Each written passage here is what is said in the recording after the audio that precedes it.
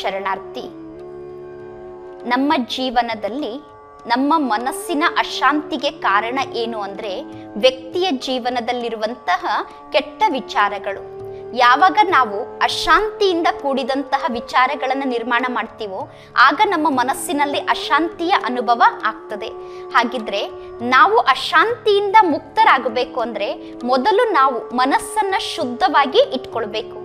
ಆದರೆ ಇವತ್ತು ಶುದ್ಧತೆ ಅನ್ನುವಂತಹ ಒಂದು ಮಾತನ್ನ ಹೇಳಿದ ತಕ್ಷಣ ವ್ಯಕ್ತಿ ಅಂತರಂಗದ ಶುದ್ಧತೆಗಿಂತ ಜಾಸ್ತಿ ಬಾಹ್ಯ ಶುದ್ಧತೆಯ ಕಡೆ ಗಮನವನ್ನ ಕೊಡ್ತಾ ಇದ್ದಾನೆ. ಹಾಗಿದ್ರೆ ಮುಖ್ಯವಾಗಿ ಮೊದಲು ಜಾಸ್ತಿ ಶುದ್ಧತೆಯ ಕಡೆ ಗಮನ ಕೊಡಬೇಕಾಗಿರೋದು ಯಾವ ಮಾತಿನಲ್ಲಿ ಅನ್ನೋದ್ರ ಬಗ್ಗೆ ಬಹಳ ಸುಂದರವಾದ ಮಾತನ್ನ ಮಹಾಶರಣರಾದಂತಹ ಅಲ್ಲಮ ಪ್ರಭುಗಳು ಇಲ್ಲಿ ತಿಳಿಸ್ತಾ ಇದ್ದಾರೆ. ಒಳಗೆ ತೊಳೆಯಲರಿಯದೆ ಹೊರಗೆ ತೊಳೆದು ಕುಡಿಯುತ್ತಿದ್ದಾರಯ್ಯ, ಪಾದೋದಕ ಪ್ರಸಾದವನ್ನರಿಯದೆ ಬಂದ ಬಟ್ಟೆಯಲ್ಲಿ ಮುಳುಗುತ್ತಿದ್ದಾರೆ ಗುಹೇಶ್ವರ. ಅಂದ್ರೆ ಅಲ್ಲಮ ಪ್ರಭುಗಳು ಬಹಳ ಸುಂದರ ಮಾತನ್ನ ಹೇಳ್ತಾರೆ. ಮೊದಲು ತೊಳ್ಕೊಳ್ಬೇಕಾಗಿರುವಂಥದ್ದು ಒಳಗಡೆ, ಶುದ್ಧತೆ ಇರಬೇಕಾಗಿರೋದು ಅಂತರಂಗದಲ್ಲಿ. ಆದ್ರೆ ಇವತ್ತು ವ್ಯಕ್ತಿ ಬಹಳಷ್ಟು ಶುದ್ಧತೆಯ ಕಡೆ ಗಮನ ಕೊಡ್ತಾ ಇರೋದು ಬಾಹ್ಯದಲ್ಲಿ. ಅಂದ್ರೆ ತಾವು ಯಾವ ಬಟ್ಟೆಯನ್ನ ಹಾಕೊಂಡಿರ್ತಾರೋ ಅದೇ ಬಟ್ಟೆಯಲ್ಲಿ ಹೋಗಿ ನದಿಯಲ್ಲಿ ಮುಳುಗಿ ನಾನು ಶುದ್ಧ ಆದೆ ಅಂತ ಹೇಳಿ ವ್ಯಕ್ತಿ ತಿಳ್ಕೊಳ್ತಾನೆ. ಆದ್ರೆ ನದಿಯಲ್ಲಿ ಮುಳುಗಿದಾಗ, ನಿತ್ಯವೂ ನಾವು ಸ್ನಾನ ಮಾಡಿದಾಗ ದೇಹ ಮಾತ್ರ ಶುದ್ಧ ಆಗ್ತದೆ, ಆಂತರ್ಯದ ಮನಸ್ಸು ಶುದ್ಧ ಆಗ್ಲಿಕ್ಕೆ ಸಾಧ್ಯ ಇಲ್ಲ. ಎಲ್ಲಿಯವರೆಗೂ ಆಂತರ್ಯದ ಮನಸ್ಸು ಶುದ್ಧ ಆಗೋದಿಲ್ವೋ ಅಲ್ಲಿಯವರೆಗೂ ನಮ್ಮ ಜೀವನದಲ್ಲಿ ನಾವು ಸುಖ ಶಾಂತಿಯಿಂದ ಇರಲಿಕ್ಕೆ ಸಾಧ್ಯ ಇಲ್ಲ. ಏಕೆಂದ್ರೆ ನಮ್ಮ ಮನಸ್ಸು ಅಂದ್ರೆ ಅದು ಒಂದು ಮಗುವಿನ ಸಮಾನ, ಅದು ಬಹಳ ಶುದ್ಧತೆಯನ್ನ ಬಯಸ್ತದೆ. ವ್ಯಕ್ತಿ ಆ ಮನಸ್ಸನ್ನ ಬಹಳ ಶುದ್ಧವಾಗಿ ಇಟ್ಕೊಂಡಾಗ ಮಾತ್ರ ಅವನ ಜೀವನದಲ್ಲಿ ಸುಖ ಶಾಂತಿ ಇರ್ಲಿಕ್ಕೆ ಸಾಧ್ಯ ಅನ್ನೋ ಮಾತನ್ನ ಗುಹೇಶ್ವರನ ಬಗ್ಗೆ ಹೇಳ್ತಾ ಅಲ್ಲಮ ಪ್ರಭುಗಳು ಬಹಳ ಸುಂದರವಾದ ಮಾತನ್ನ ಹೇಳ್ತಾ ಇದ್ದಾರೆ. ಪರಮಾತ್ಮ ಗುಹೇಶ್ವರನನ್ನು ನೆನಪು ಮಾಡಿಕೊಂಡು ಈ ಮಾತನ್ನ ಹೇಳ್ತಾರೆ. ವ್ಯಕ್ತಿ ಕೇವಲ ಬಾಹ್ಯ ಸ್ವಚ್ಛತೆಯ ಕಡೆ ಗಮನ ಕೊಡ್ತಾ ಇದ್ದಾನೆ, ಆದ್ರೆ ಆಂತರ್ಯದ ಸ್ವಚ್ಛತೆಯ ಕಡೆ ಗಮನವನ್ನ ಕೊಡ್ತಾ ಇಲ್ಲ. ಯಾಕೆ ಅಂದ್ರೆ ಇವತ್ತು ವ್ಯಕ್ತಿ ತನ್ನ ಮನೆಯನ್ನ ದಿನದಲ್ಲಿ 2 ಬಾರಿ ಸ್ವಚ್ಛ ಮಾಡ್ತಾನೆ.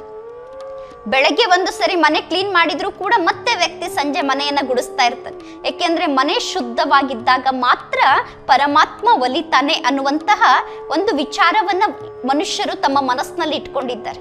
ಅದೇ ರೀತಿ ಇವತ್ತು ಮನೆಯ ಶುದ್ಧತೆಯ ಜೊತೆಗೆ ತನ್ನ ತನುವನ್ನೂ ಕೂಡ ಶುದ್ಧವಾಗಿ ಇಟ್ಕೊಳ್ಬೇಕು ಅಂತ ಪ್ರತಿದಿನ ವ್ಯಕ್ತಿ ಸ್ನಾನವನ್ನ ಮಾಡಿ ನಂತರ ದೇವರ ಪೂಜೆಯನ್ನ ಮಾಡ್ಲಿಕ್ಕೆ ಹೋಗ್ತಾನೆ. ಅಂದ್ರೆ ಶುದ್ಧತೆ ಬೇಕು, ಬಾಹ್ಯ ಶುದ್ಧತೆ ಕೂಡ ಬಹಳ ಅವಶ್ಯಕವಾದದ್ದೇ. ಮನೆ ಕೂಡ ಸ್ವಚ್ಛವಾಗಿರಬೇಕು. ಯಾಕೆಂದ್ರೆ ಮನೆ ಶುದ್ಧ ಇಲ್ಲ ಅಂದ್ರೆ ಯಾರಿಗೂ ಆ ಮನೆಯಲ್ಲಿ ಇರ್ಲಿಕ್ಕೆ ಇಷ್ಟ ಆಗೋದಿಲ್ಲ.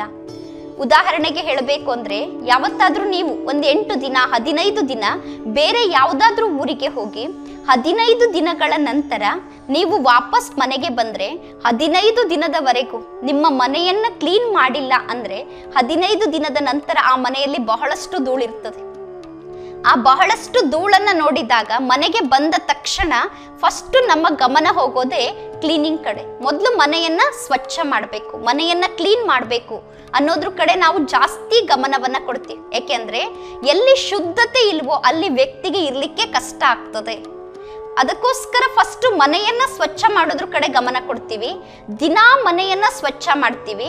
ಮನೆ ಕ್ಲೀನ್ ಮಾಡಿದ ಮೇಲೂ ಕೂಡ ನಾವೇನಾದ್ರೂ ಊಟ ಮಾಡ್ಲಿಕ್ಕೆ ಕುತ್ಕೊಂಡಾಗ, ತಿಂಡಿ ತಿನ್ಲಿಕ್ಕೆ ಕುತ್ಕೊಂಡಾಗ ಸ್ವಲ್ಪ ಊಟ ಏನಾದ್ರೂ ಕೆಳಗಡೆ ಚೆಲ್ಲಿದ್ರೆ, ತಿಂಡಿ ಚೆಲ್ಲಿದ್ರೆ, ನೀರು ಚೆಲ್ಲಿದ್ರೆ ನಾಳೆ ಕ್ಲೀನ್ ಮಾಡುವಾಗ ಮತ್ತೆ ಕ್ಲೀನ್ ಮಾಡೋಣ, ಇವತ್ತು ಕ್ಲೀನ್ ಮಾಡಿದೆ ಅಲ್ಲ ಅಂತ ಹೇಳಿ ಯೋಚನೆ ಮಾಡೋದಿಲ್ಲ. ತಕ್ಷಣ ಅದನ್ನ ಮತ್ತೆ ಕ್ಲೀನ್ ಮಾಡ್ಲಿಕ್ಕೆ ನಾವು ಪ್ರಯತ್ನವನ್ನ ಪಡ್ತೀವಿ. ಅಂದ್ರೆ ಇವತ್ತು ಕ್ಲೀನಿಂಗ್ ಕಡೆ ಎಷ್ಟು ಗಮನ ಇದೆ ಅಂದ್ರೆ ಸ್ವಲ್ಪ ಅಶುದ್ಧತೆ ಕೂಡ ವ್ಯಕ್ತಿಗೆ ಇಷ್ಟ ಆಗೋದಿಲ್ಲ. ತಕ್ಷಣ ಅದನ್ನ ಮತ್ತೆ ನಾವು ಕ್ಲೀನ್ ಮಾಡ್ತೀವಿ. ಹೇಗೆ ಮನೆಯನ್ನ ಕ್ಲೀನ್ ಮಾಡೋದ್ರ ಕಡೆ ನಮಗೆ ಅಷ್ಟೊಂದು ಗಮನ ಇದೆನೋ ಹಾಗೆ ತನುವನ್ನ ಸ್ವಚ್ಛವಾಗಿಟ್ಕೊಳ್ಳೋದ್ರ ಕಡೆ ನಮಗೆ ಎಷ್ಟು ಗಮನ ಇದೆಯೋ ಅಷ್ಟೇ ಗಮನ ಒಳಗಡೆ ಮನಸ್ಸನ್ನ ಕ್ಲೀನ್ ಆಗಿ ಇಟ್ಕೊಳ್ಳೋದು, ಶುದ್ಧವಾಗಿ ಇಟ್ಕೊಳ್ಳೋದ್ರ ಕಡೆನೂ ನಮಗೆ ಇರಬೇಕು. ಆಗ ಮಾತ್ರ ಗುಹೇಶ್ವರ ಒಲಿತಾನೆ ಅನ್ನೋ ಸುಂದರ ಮಾತಿನ ಬಗ್ಗೆ ಅಲ್ಲಮ ಪ್ರಭುಗಳು ಇಲ್ಲಿ ತಿಳಿಸ್ತಾ ಇದ್ದಾರೆ. ಆದ್ರೆ ವಾಸ್ತವದಲ್ಲಿ ನೋಡಿದ್ರೆ ಯಾವತ್ತಾದ್ರೂ ಒಂದು ದಿನನಾದ್ರೂ ನಾವು ಮನಸ್ಸನ್ನ ಶುದ್ಧ ಮಾಡ್ಕೊಂಡಿದ್ದೀವಾ? ಮನಸ್ಸಿಗೆ ಸ್ನಾನ ಮಾಡಿಸಿದ್ದೀವ, ಮನಸ್ಸನ್ನ ಕ್ಲೀನ್ ಮಾಡ್ಕೊಂಡಿದ್ದೀವ ಅನ್ನೋದ್ರ ಬಗ್ಗೆ ವ್ಯಕ್ತಿ ಸ್ವಲ್ಪ ಹೊತ್ತು ಕುತ್ಕೊಂಡು ಯೋಚನೆ ಮಾಡಿದ್ರೂ ಕೂಡ ವ್ಯಕ್ತಿಗೆ ತಿಳಿತದೆ, ಎಂದೂ ಕೂಡ ನಾವು ಮನಸ್ಸನ್ನ ಕ್ಲೀನ್ ಮಾಡಲಿಕ್ಕೆ ಪ್ರಯತ್ನ ಪಡಲೇ ಇಲ್ಲ. ಒಬ್ಬ ವ್ಯಕ್ತಿ ಹುಟ್ಟಿ ಕೊನೆ ಪಕ್ಷ 30 ವರ್ಷ 40 ವರ್ಷ ಅವರಿಗೆ ವಯಸ್ಸಾಗಿದ್ರೆ 30-40 ವರ್ಷಗಳಲ್ಲಿ ಅವರ ಜೀವನದಲ್ಲಿ ಅವರಿಗೆ ಯಾವ ಯಾವ ಮಾತು ನೆನಪಿದೆ ಅಂತ ಹೇಳಿ ಆ ವ್ಯಕ್ತಿಯನ್ನ ಕೇಳಿದಾಗ ಆ ವ್ಯಕ್ತಿ ತನ್ನ ಬಾಲ್ಯದ ಜೀವನದಿಂದ ಹಿಡಿದು ತನ್ನ ಸಂಪೂರ್ಣ ಜೀವನದ ಕಥೆಯನ್ನೇ ಹೇಳ್ತಾನೆ. ನಾನು ಬಾಲ್ಯದಲ್ಲಿ 5 ವರ್ಷದವರು ಇದ್ದಾಗಿಂದ ಈ ರೀತಿ ಮಾಡಿದೆ, ನನ್ನ ಜೀವನದಲ್ಲಿ ಇಂಥ ಕಷ್ಟ ಬಂತು, ಇಂಥ ಪರಿಸ್ಥಿತಿ ಬಂತು, ಇಂಥವರು ನನಗೆ ಮೋಸ ಮಾಡಿದ್ರು, ಇಂಥವರು ನನಗೆ ದುಃಖ ಕೊಟ್ಟರು, ಈ ರೀತಿ ಅವನು ಎಷ್ಟೆಲ್ಲ ಮಾತನ್ನು ಹೇಳ್ತಾನೋ ತನ್ನ ಜೀವನದ ಬಗ್ಗೆ, ಆ ಎಲ್ಲ ಮಾತಿನಲ್ಲೂ ಕೇವಲ ಅವನ ಕಷ್ಟ, ಅವನ ದುಃಖ, ಅವನ ಜೀವನದಲ್ಲಿ ಅವನಿಗೆ ಬಂದಿರೋ ತೊಂದರೆಗಳು ಇದು ಮಾತ್ರ ಅವನ ಬಾಯಲ್ಲಿ ಬರ್ತಾ ಇರ್ತದೆ. ಹಾಗಂತ ಹೇಳಿ ಆ ವ್ಯಕ್ತಿಯ ಜೀವನದಲ್ಲಿ ಎಂದೂ ಒಳ್ಳೇದಾಗೇ ಇಲ್ಲ, ಎಂದೂ ಅವನಿಗೆ ಖುಷಿ ಸಿಕ್ಕೇ ಇಲ್ಲ, ಎಂದೂ ಅವನ ಜೀವನದಲ್ಲಿ ಸುಖನೇ ಇರಲಿಲ್ಲ ಅಂತ ಹೇಳಿ ಅದರ ಅರ್ಥ ಅಲ್ಲ. ಸುಖ ಇತ್ತು, ಶಾಂತಿ ಇತ್ತು, ಅನೇಕ ದಿನ ಅವನ ಜೀವನದಲ್ಲಿ ಒಳ್ಳೆಯ ಘಟನೆಗಳು ನಡೆದಿತ್ತು. ಆದರೆ ಇವತ್ತು ಆ ವ್ಯಕ್ತಿಗೆ ಅದ್ಯಾವುದು ಒಳ್ಳೇದಾಗಿದ್ದು ನೆನಪಿಲ್ಲ. ಕೇವಲ ಯಾರು ದುಃಖ ಕೊಟ್ಟಿದ್ರು, ಯಾರು ಕಷ್ಟ ಕೊಟ್ಟಿದ್ರು, ಯಾರು ನೋವು ಕೊಟ್ಟಿದ್ರು, ಎಲ್ಲಿ ತೊಂದರೆ ಆಗಿತ್ತು ಆ ಮಾತುಗಳನ್ನು ಮಾತ್ರ ಇವತ್ತು ವ್ಯಕ್ತಿ ತನ್ನ ಮನಸ್ಸಿನಲ್ಲಿ ಅದನ್ನು ಸ್ವಚ್ಛ ಮಾಡದೆ ಹಾಗೇ ಇಟ್ಕೊಂಡಿದ್ದಾನೆ. ಆ ರೀತಿ ಬೇಡವಾದಂತಹ ಅಲ್ಲ ಸಲ್ಲದ ದುಃಖದ ವಿಚಾರಗಳು, ನೋವಿನ ವಿಚಾರಗಳು, ಕಷ್ಟದ ವಿಚಾರಗಳು ಇವತ್ತು ನಮ್ಮ ಮನಸ್ಸಿನಲ್ಲಿ ಹಾಗೇ ಕುತ್ಕೊಂಡಿರೋ ಕಾರಣ ಇವತ್ತು ನಮ್ಮ ಮನಸ್ಸು ಅನ್ನುವಂಥದ್ದೇ ಒಂದು ಕಸದ ತೊಟ್ಟಿಯ ಸಮಾನ ಆಗಿದೆ.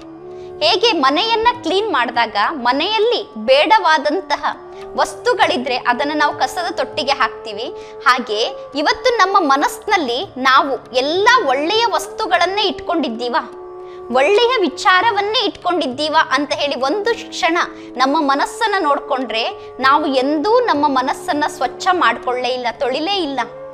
ಕೇವಲ ಯಾರ್ಯಾರು ದುಃಖದ ಮಾತನ್ನ ಹಾಕಿದ್ರು, ಯಾರ್ಯಾರು ನೋವು ಕೊಡುವಂತಹ ಮಾತನ್ನ ಆಡಿದ್ರೋ ಆ ಎಲ್ಲ ಕೆಟ್ಟದ್ದನ್ನ ನಮ್ಮ ಮನಸ್ಸು ಅನ್ನುವಂತಹ ತೊಟ್ಟಿಯಲ್ಲಿ ನಾವು ಹಾಕೊಳ್ತಾನೆ ಇದ್ದೀವಿ. ಹೇಗೆ ಡಸ್ಟ್ಬಿನ್ ಅಲ್ಲಿ ಕಸ ಹಾಕ್ತಾರೋ ವ್ಯಕ್ತಿಗಳು, ಹಾಗೆ ನಮ್ಮ ಮನಸ್ಸಿನಲ್ಲಿ ನಿಂದನೆಯ ಮಾತು, ದುಃಖದ ಮಾತು, ಅಲ್ಲ ಸಲ್ಲದ ಮಾತು, ವ್ಯರ್ಥ ಮಾತುಗಳು ಇದು ಸಂಪೂರ್ಣವಾಗಿ ಕಸದ ರೂಪದಲ್ಲಿ ತುಂಬಿರೋ ಕಾರಣ ಇವತ್ತು ನಮ್ಮ ಮನಸ್ಸಿಗೆ ಶಾಂತಿ ಇಲ್ಲ, ನಮ್ಮ ಮನಸ್ಸಿಗೆ ಖುಷಿ ಇಲ್ಲ. ನಾವು ಖುಷಿಯನ್ನ ಪಡ್ಕೊಳ್ಬೇಕು, ಶಾಂತಿಯನ್ನ ಪಡ್ಕೊಳ್ಬೇಕು ಅಂದ್ರೆ ನಾವು ಮೊದಲು ಒಳಗಡೆ ಮನಸ್ಸನ್ನ ಸ್ವಚ್ಛ ಮಾಡ್ಕೊಳ್ಬೇಕು. ಆ ಆಂತರ್ಯದ ಮನಸ್ಸನ್ನ ಸ್ವಚ್ಛ ಮಾಡ್ಕೊಳ್ಳೋದು ಹೇಗೆ ಅನ್ನೋದ್ರ ಬಗ್ಗೆ ನಾವು ವಿಚಾರ ಮಾಡ್ತಾ ಹೋದ್ರೆ ಅದಕ್ಕೆ ಶರಣರಾದಂತಹ ಅಲ್ಲಮ ಪ್ರಭುಗಳು ಸುಂದರವಾದ ಮಾತನ್ನ ಹೇಳ್ತಾರೆ. ಹೊರಗಡೆ ಶುದ್ಧತೆ ಎಷ್ಟು ಮುಖ್ಯವೋ ಅಷ್ಟೇ ಮುಖ್ಯ ಅಂತರಂಗದ ಶುದ್ಧತೆ. ಆ ಅಂತರಂಗದ ಶುದ್ಧತೆಯ ಬಗ್ಗೆ ಅವ್ರು ಹೇಳ್ತಾ ಇದ್ದಾರೆ, ಹೇಗೆ ನಮ್ಮ ಮನಸ್ಸನ್ನ ನಾವು ಸ್ವಚ್ಛವಾಗಿ ಇಟ್ಕೊಳ್ಬೇಕು. ಯಾವ ರೀತಿ ಸಣ್ಣ ಮಕ್ಕಳನ್ನ ನೋಡ್ತೀವಿ ನಾವು, ಮಕ್ಕಳು ಹೊರಗಡೆ ಆಟ ಆಡ್ತಾ ಇರ್ತಾರೆ. ಆಟ ಆಡುವಂತಹ ಸಂದರ್ಭದಲ್ಲಿ ಕೆಲವೊಮ್ಮೆ ಆ ಮಕ್ಕಳಿಗೆ ಪರಸ್ಪರ ಜಗಳ ಆಗ್ತದೆ. ಜಗಳ ಆದಾಗ ಒಬ್ರು ಒಬ್ರಿಗೆ ಹೊಡಿತಾರೆ, ಒಬ್ರು ಒಬ್ರಿಗೆ ದುಃಖವನ್ನ ಕೊಡ್ತಾರೆ. ಆ ಮಕ್ಕಳು ಹೊಡೆದಾಡಿದಾಗ ತಕ್ಷಣ ಅಳ್ತಾ ತಮ್ಮ ಮನೆಗೆ ವಾಪಸ್ ಬರ್ತಾರೆ. ವಾಪಸ್ ಬಂದಾಗ ತಂದೆ ತಾಯಿ ಮಕ್ಕಳಿಗೆ ಸಮಾಧಾನ ಹೇಳ್ತಾರೆ. ಯಾರು ಆ ಮಕ್ಕಳಿಗೆ ಹೊಡೆದಿದ್ರು ಅವ್ರ ಫ್ರೆಂಡ್ಸು, ತಂದೆ ತಾಯಿ ಹೇಳ್ತಾರೆ ಇನ್ಮೇಲೆ ಆ ಹುಡುಗನ ಜೊತೆಗೆ ನೀನ್ ಸೇರ್ಬೇಡ, ಅವನ ಜೊತೆಗೆ ಆಟ ಆಡಬೇಡ ಅಂತ ಹೇಳಿ ತಂದೆ ತಾಯಿ ಹೇಳ್ಕೊಡ್ತಾರೆ. ಹೇಳ್ಕೊಟ್ಟ ನಂತರ ಆ ಮಗು ಒಂದು ಅರ್ಧ ಗಂಟೆ ಮನೇಲಿ ಕುತ್ಕೊಂಡಿರ್ತದೆ.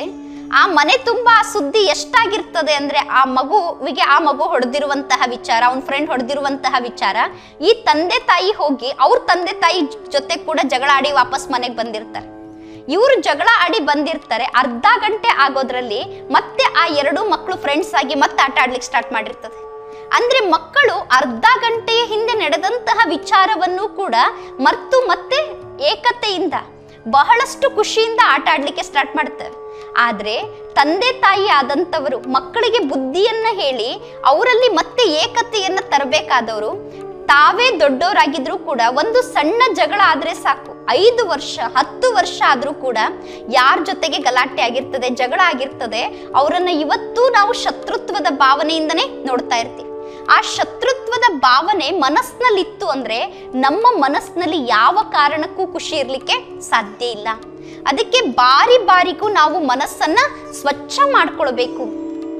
ಇವತ್ತು ವ್ಯಕ್ತಿಗೆ ಒಳಗಡೆ ಮನಸ್ಸನ್ನ ಸ್ವಚ್ಛ ಮಾಡ್ಕೊಳ್ಳೋದು ಗೊತ್ತಿಲ್ಲ ಅನ್ನೋ ಮಾತಿನ ಬಗ್ಗೆ ಶರಣರಾದಂತಹ ಅಲ್ಲಮ ಪ್ರಭುಗಳು ಹೇಳ್ತಾ ಇದ್ದಾರೆ, ಒಳಗೆ ತೊಳೆಯಲರಿಯದೆ ಹೊರಗೆ ತೊಳೆದುಕೊಳ್ಳುತ್ತಿದ್ದಾರಯ್ಯ.